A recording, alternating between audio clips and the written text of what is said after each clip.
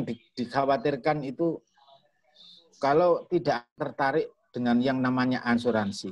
Berarti kita kan harus lihai mempermainkan kata-kata atau membuat orang penasaran gitu Pak ya. Sebenarnya kuncinya pada waktu kita presentasi bukan bagaimana kita pandai meyakinkan orang, pandai mengolah kata-kata. Tetapi kuncinya adalah bagaimana kita pandai mengajukan pertanyaan yang tepat. Untuk mengajukan pertanyaan yang tepat, itu tentu ada syaratnya. Kita perlu tahu orang yang sedang kita ajak bicara.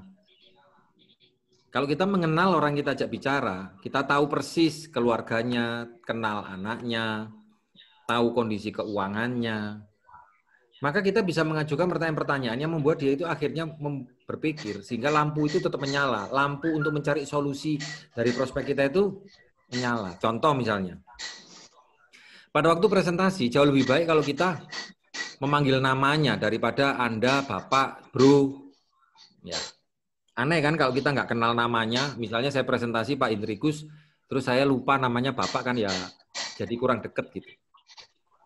Yang kedua, kalau saya tahu kondisinya Pak Hendrikus, ini akan terjadi dialog, ngobrol enak gitu. Contoh misalnya Pak Hendrikus ini punya usaha. Usahanya dengan kondisi corona ini sedang lagi situasinya lagi gonjang-ganjing. Banyak teman-teman saya kontraktor itu macet semua bukan karena dia nggak pinter. Masalahnya adalah memang dana anggaran untuk proyek itu stop, dialokasikan untuk kondisi corona sekarang kan, kalau proyeknya sama pemerintah. Nah, di situ kita bisa ngobrol.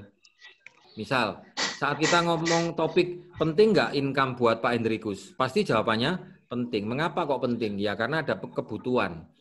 Pak, kebutuhannya Bapak itu apa aja?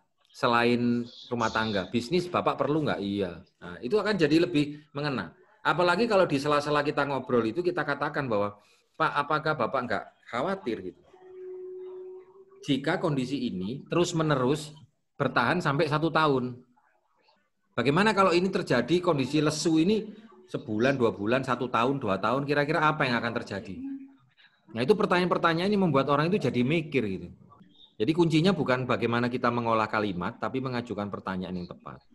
Nah, setelah kita pandai mengajukan pertanyaan yang tepat, maka secara otomatis, karena kita sudah sering presentasi ya, lidah kita itu jadi panjang. Maksudnya bukan lidahnya yang panjang gitu ya.